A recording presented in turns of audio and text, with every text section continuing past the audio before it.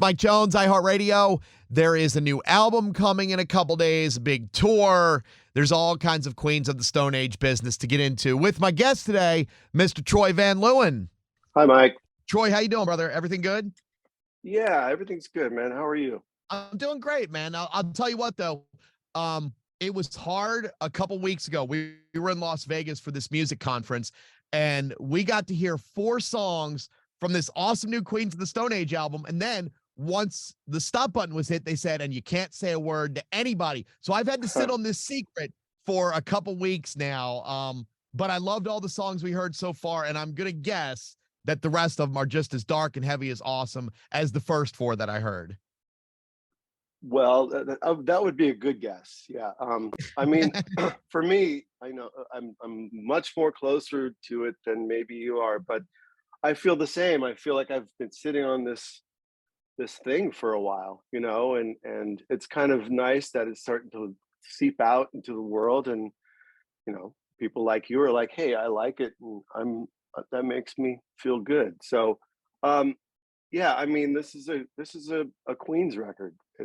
If you're familiar with what we do, it sounds like us, and it's got a little bit of our old philosophy, and it's got some new direction too. So it's got a little bit of everything for everybody, hopefully. That's awesome.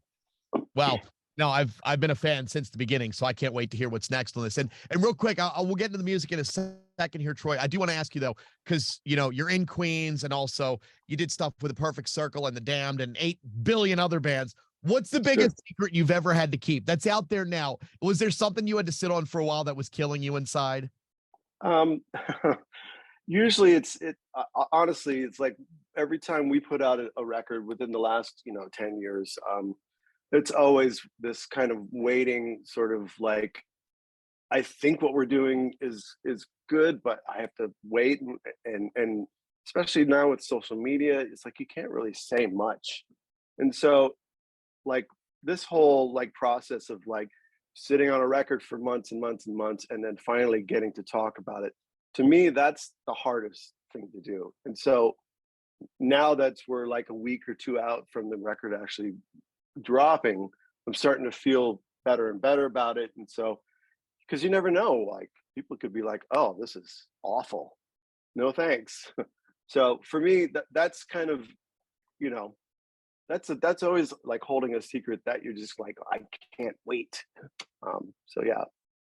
You're in your studio right now, and you have to make sure behind you nothing pops up on the screen, or there's no reflection in your sunglasses or anything. Like, oh, I read the lyrics to the 5th song on the album in Troy's shades, so I know what's going on. It's all kinds of stuff. But no, we only have a couple days left.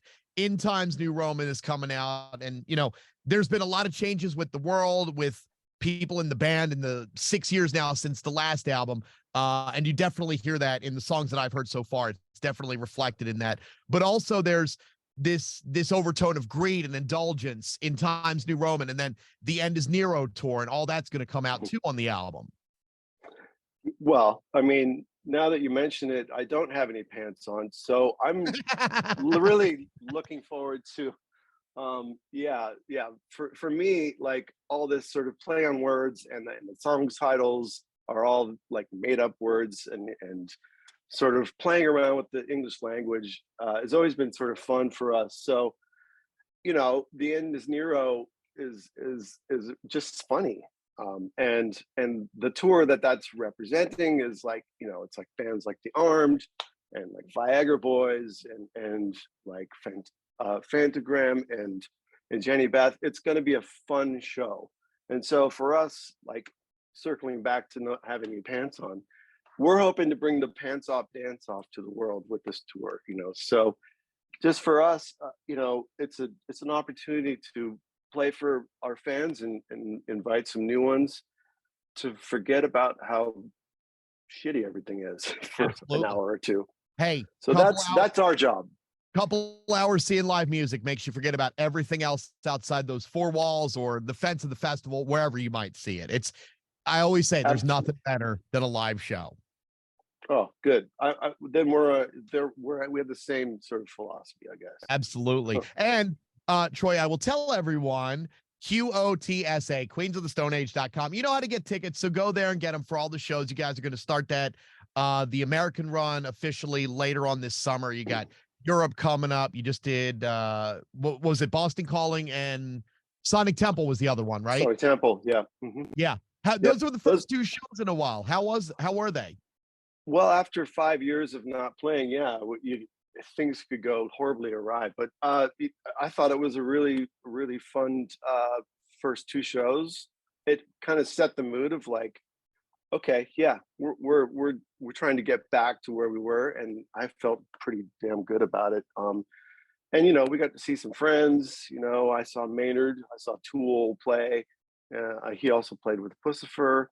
We ran into Foo Fighters. It's good to kind of be back out there and seeing everybody after this crazy, lockdown situation that we all went through. So I'm glad to be back for sure.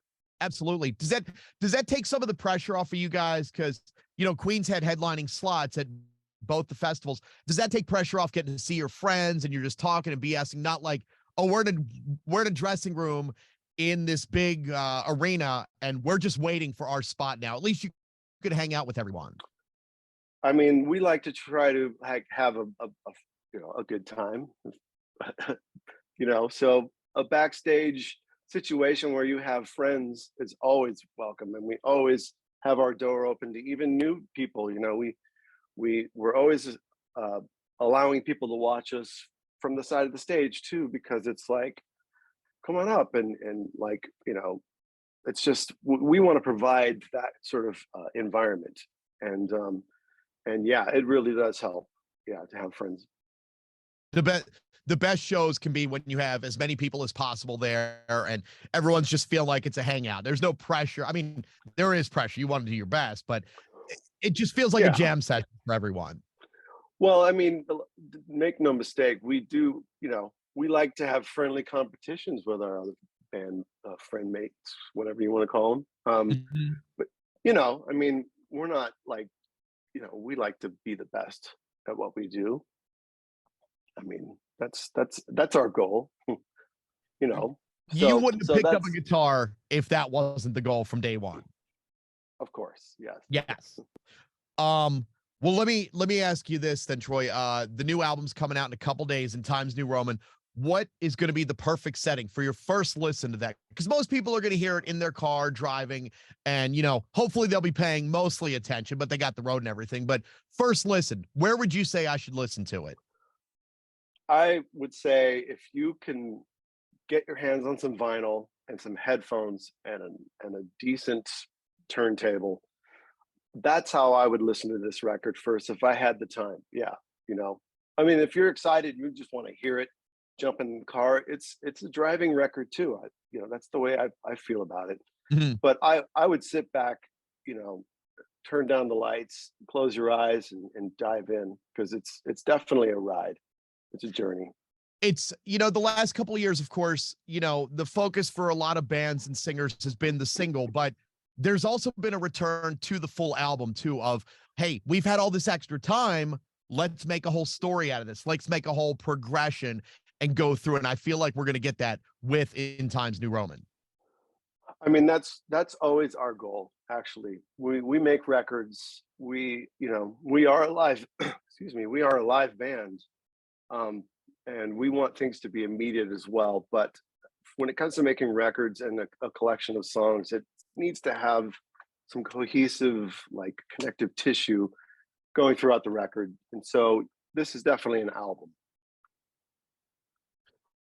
Troy, when you guys are up on stage, what are your favorite Queen songs to play? Which ones? Because I'm going to guess, just like me as a fan, if I don't get something from one of my favorite bands in the set list, I'm like, oh, well, we had a good show, but I wish that song would have been there. So which ones do you always want to play every night?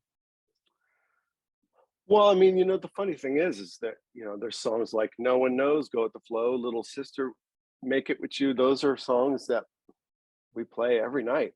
I mean, they're staples. I mean, so, you're going to get those. And for us, we're always changing up the set list every night. And so if you're going to come see multiple shows, you're not going to see the same songs. So getting back to your point, it's like some nights we'll play, you know, Mexicola from the first record.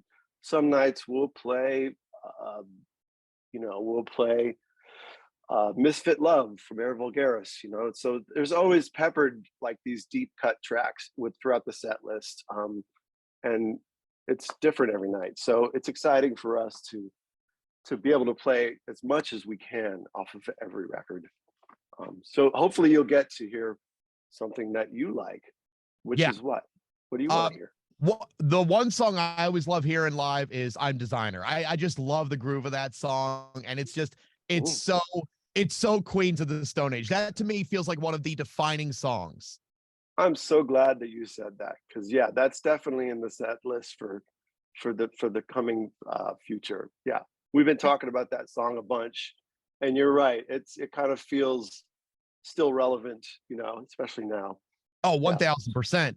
Uh, Troy, something else I wanted to ask you about. So we got everything happening with Queens of the Stone Age. Again, everyone get your tickets, QOTSA.com. You can see the whole rundown and everything.